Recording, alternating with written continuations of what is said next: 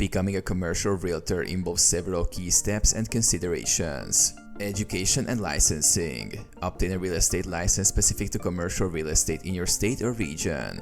This typically involves completing pre-licensing courses and passing a licensing exam. Gain experience. Gain practical experience in the real estate industry, preferably in a commercial real estate brokerage or firm. Learn about property valuation, market analysis, leasing and sales. Build knowledge. Stay updated on local market trends, zoning regulations, financing options, and legal aspects related to commercial real estate transactions. Network.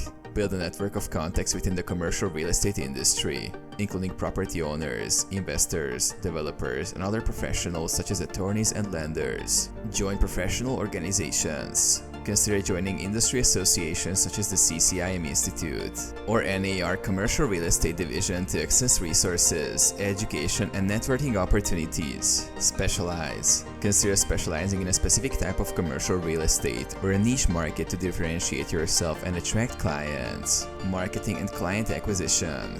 Develop a strong online presence, market your services effectively, and use platforms like Realtor.com and LoopNet to list properties and attract clients.